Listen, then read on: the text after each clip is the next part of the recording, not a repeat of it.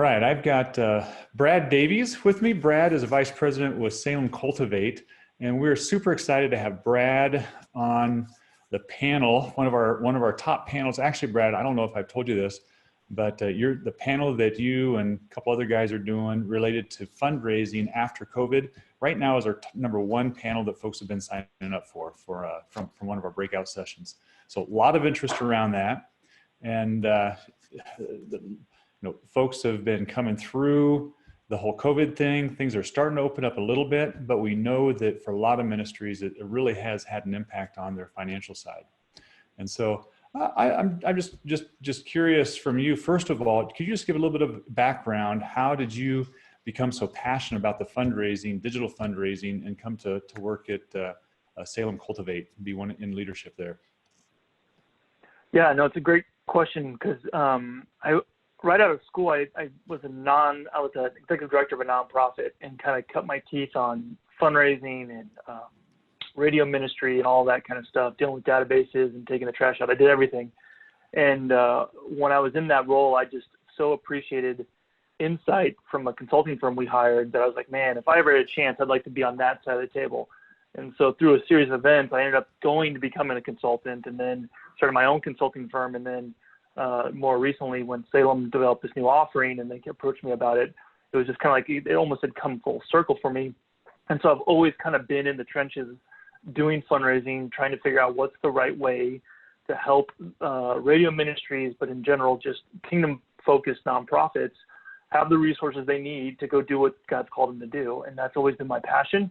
And that's kind of how it's all come together. And so it's been a journey on a lot of different seats at the table, but it's always been around how do we get more resources to go do what God's called either the group to do, the ministry to do, the church to do, whatever it is. And so that's what I really enjoyed doing, and it's been a great career so far.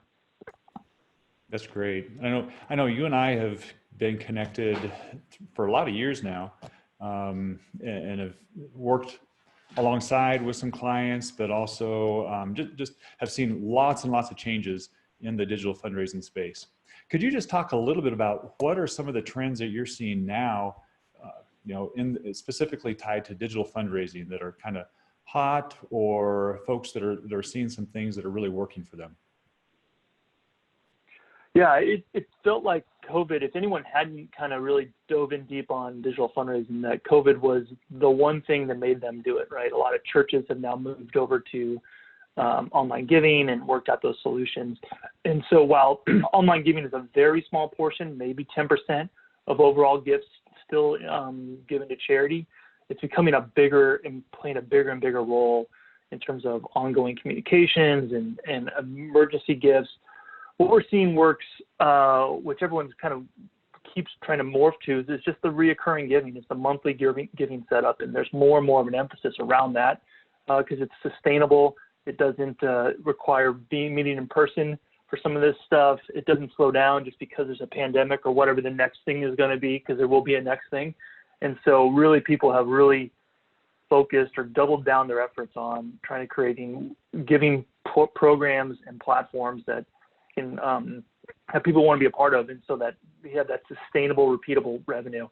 So that's been a big piece. The other thing is really getting people's arms around like mobile giving, right? So 60% or more of emails are read on a phone. That's the number one channel for digital fundraising. And so I don't think the ministries brought it about, but the vendors who kind of control those platforms, groups like 5Q, but other giving platforms, have really pushed people forward in that. And that you didn't see that even just 5 years ago when we did some research around that. That's really come kind of full circle where that's a given now. So that's been a good thing. But then people understanding, okay, how do we leverage this? How do we it's not just your direct mail kind of flipped into a digital version, and and there's just so much more you can do with email. And really the move now is towards this real personalized journey, really knowing, hey, did Brad give last month? Is he a monthly donor? What's he interested in? And then talking to me or the donor around those things that I care about. That's the next push here, where there's more sophistication in personalizing those journeys that we're seeing people have better success with. It's more effort, but it's paying off for those that have it in place. Or if they don't have it in place, they've been working hard to get it in place. And so we're seeing a big shift there. Oh, those are good. Those are three. I mean, you just mentioned three really important trends. I'll just follow up a question on the recurring side. It's one thing to have the ability to receive a recurring gift, but it's a whole nother thing to really engage your audience to the point where they want to be just partner, they love your ministry so much, they want to partner with you and become that recurring giver. So what are, and really that's not just about the technology, that's about the messaging and the communication. So what advice do you have for the ministries to help them really grow their recurring gift on that side of it? Are there any techniques that you're seeing or anything like that that's working? Yeah, you bring up a good point, right? It's not enough just to say, repeat the gift monthly, right? You have to have a reason. We have to have we call it a case for support usually. So what I'm seeing, or what I'm advising clients for when I was on the consulting side more was say, let's have a campaign. Let's commit 2 months out of the year where all we're asking for is monthly gifts. So it's not just an add-on. It's no, this is it.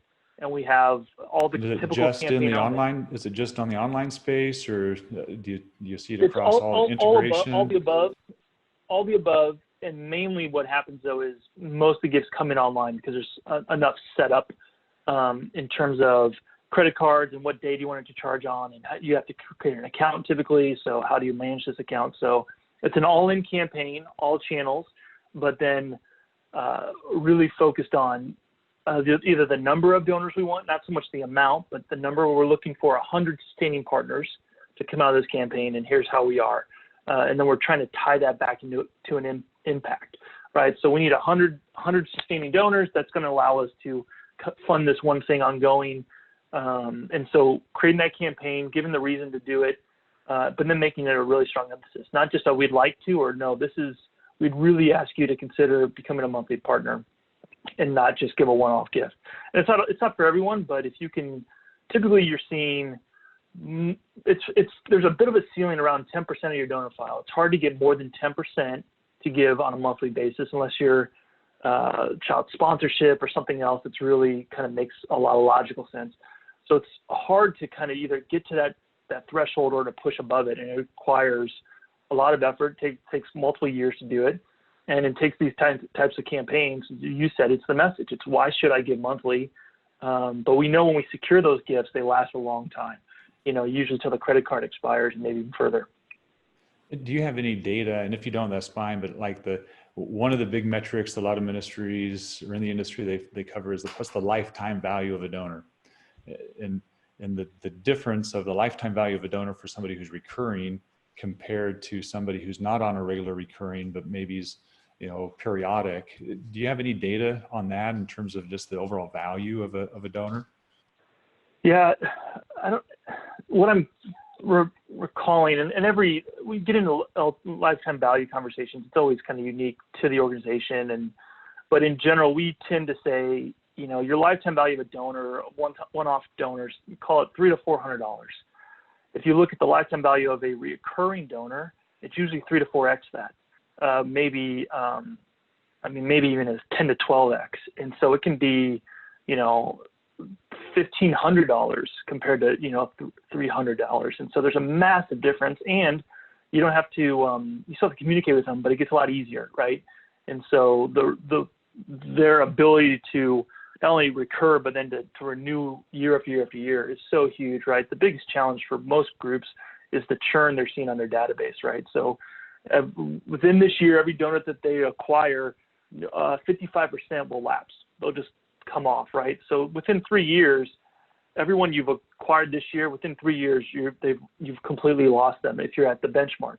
And so making sure that people stay around, that don't just give once or twice, don't even just give once or twice or 3 years.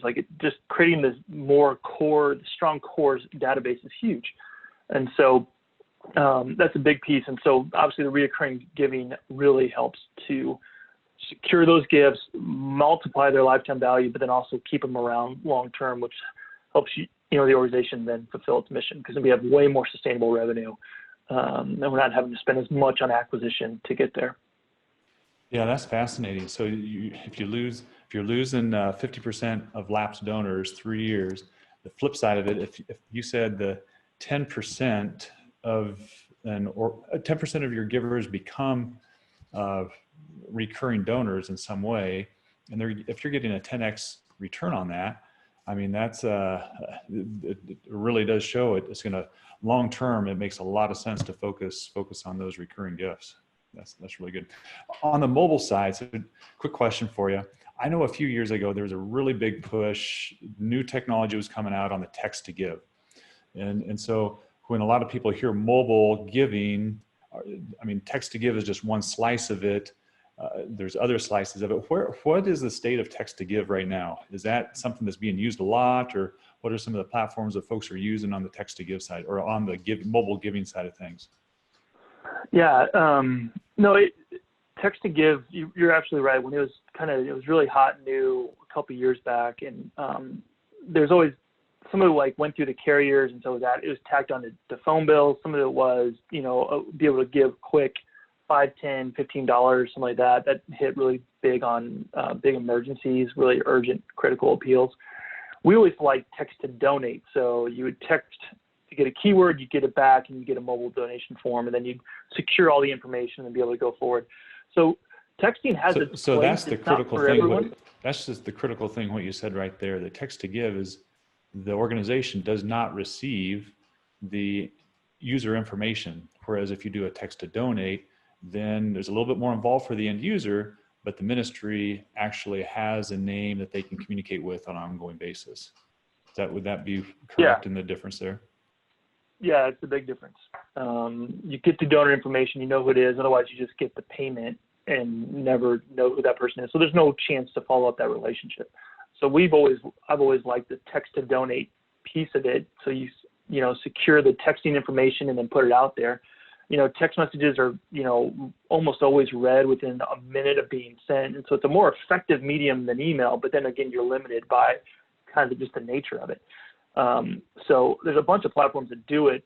I think it can have its place, for broadcast ministries. It's great to develop a text list, because then you can say, hey, we're live on Facebook, and you can text everyone the link to it, right? And you can help drive participation to that. Or if you're nearing a deadline around a campaign, you can send out kind of like, hey, we have 10 minutes left till midnight, or an hour till midnight at the end of the year, whatever it is. And so that's another nice thing to do, because it's more urgent and consistent compared to email. So it has a role, but it's not for everyone. And it's not the magic bullet that people wish it was. It was like, oh, if we get, everyone, we had their cell phone, we could raise all this money. No, it doesn't work like that. There's opt-ins, and it's another tool that we need to use, but it's not, in the right strategy, it works great. When it's kind of pulled off the shelf and forced, it still feels awkward and doesn't deliver what people would hope it would. Yeah, it's all the tactics working together, right? It's not just really just one, not just a silver bullet. So just we mentioned it a little bit earlier around COVID, and what impact have you seen specifically COVID having an impact on ministry's ability? Either, I know you've said they've jumped into technology in a greater way. Churches have been doing that as well. But is there any positive or negative things that you've seen ministries reacting to with the whole COVID thing coming around?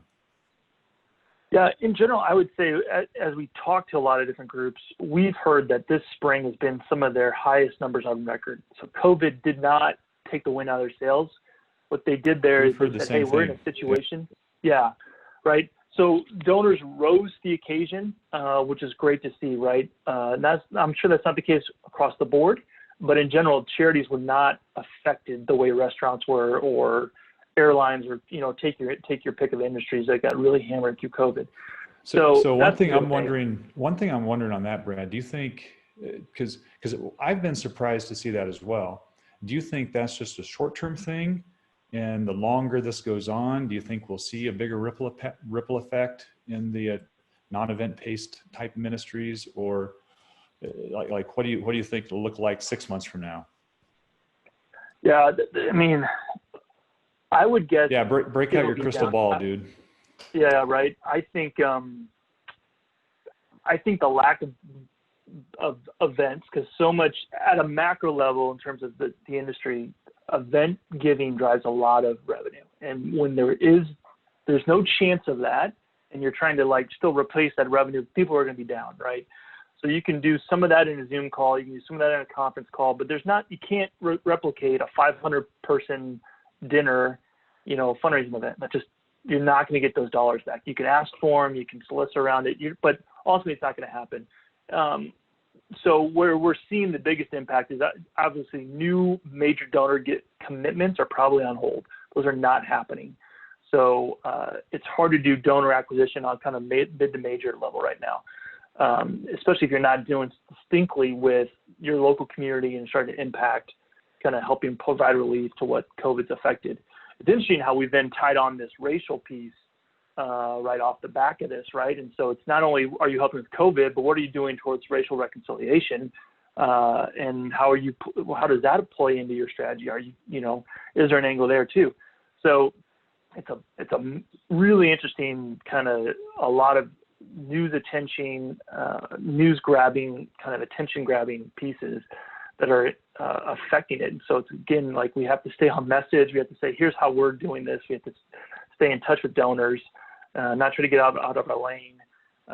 But overall, I think giving will be down in 20 just because the economy is going to be down. But again, like the stock market is cruising as of today. By the time we put this out on social media, it could have changed again. But it's gone really well. And usually stock market is the best indicator of giving. So in that case, 2020 could be an up year. It's really hard to say, and I think there's a lot of dynamics still working itself out. But the loss of in-person fundraising events, I think, is going to hurt charities in the long term. Yeah, that'll be interesting to see how that plays out. So again, we're super thrilled to have you sharing. I mean, you guys can already tell Brad has a wealth of information. He's going to be sharing with a panel of a couple other folks, specifically around other fundraising trends. Who would be the ideal person to attend your session, Brad? I think anyone that cares about giving. I don't think it'll be that. I don't think it won't be that new. There'll be some, I know Gabe Cooper's going to be on the session, and Stephen Boudreau, myself, and we've all worked pretty closely together, and we kind of see the world through the same lens. And I think we have some interesting thoughts on interesting new tactics and how to generate bigger gifts, more gifts, create more personalized donor journeys that people will be interested in. Again, fundraising is hard work. There is no I wish there was a simple, easy button on this stuff, and there never is. But it's like, boy, the more you kind of refine what you're doing, optimize what you're doing, pay attention to the small things, thank donors well, make sure your communications are speaking to what's happening today, you're going to do all right because you've built that bond of trust between your donors, and they're going to carry you through because they care about your mission. They don't care so much about you, but they care about the people that you impact, and that's not going to change. In fact, those probably needs have gone up. And so if you can't, win people over right now when there's so many people hurting, so many people out of work, so many people really questioning or scared, it's just a great time for the gospel, and therefore it should be a good time for fundraisers to see good success and tell good stories and make a big difference. So I'm looking forward to it. It's going to be a good time.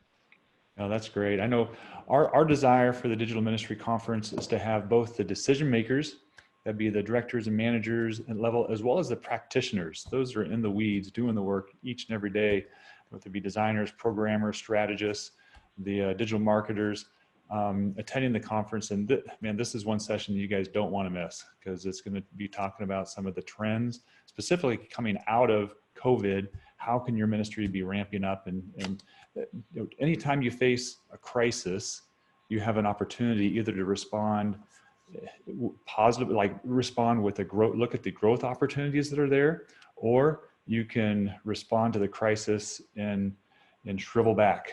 And like what you said, yes, the events are down, but this is an opportunity for us to do more on the digital space. And so if you want to learn more about how to be effective in the digital fundraising, especially during this COVID time and post-COVID, make sure you come to the session, Brad's session. As you mentioned, Stephen and Gabe Cooper are also going to be a part of that as well. So super excited for that. Brad, one final question for you. What is your current favorite book, resource, product, website, whatever that is, to help people understand digital fundraising? It's going to be a little shameless, but I'm really enjoying Gabe Cooper's responsive fundraising book he just put out, which kind of is turning some of the traditional tactics on its head. But Gabe has done a great job of talking about what's available in technology as a technologist, and then how that starts to apply and can be used in creating, I keep saying it, but personalized donor journeys, leveraging tools like Journey, leveraging tools like email, leveraging tools like text to give that start to make sense and create that. And so I've been picking up a couple good pointers out of that. And I try to point a lot of people to it, because I feel like that's where fundraising is going. And so if you want to jump ahead, you need to kind of see that book and what's in it and start to apply those principles. So good job, Gabe. That's great. Yeah. I've just started the book. I haven't finished it yet, but the whole concept of personalization, responsive, as you know, we've been champions of that for several years with our Journey product, allowing folks to personalize their experience on the website side of things. And yeah, we're excited. One of the sessions we'll be doing will be actual case studies of applying the concepts of responsive fundraising, personalization in real world spaces. We'll be interacting directly with ministries, how to personalize their experience at scale. So that's another session that we're super excited about folks coming. Brad, thanks so much for your time. Really appreciate it. Really excited to have you and others on the docket to be able to hear from you. And as you can tell, folks, it's just going to be a great lineup of speakers. Really encourage you to come. Encourage you to invite others on your team who you may not have thought about in the digital space, but hey, maybe they're just want to come for the fundraising session. Maybe it's your major donor guy who needs to figure out what to do during this time of, hey, we can't do events. Maybe there's some things on the digital side that we can do. So invite those folks that may not be 100% focused on the digital space, but still would be able to gain some really good insights from a session like Brad's doing on just overall fundraising. So thanks so much, Brad, and we look forward to seeing you next week. Thanks, Chad.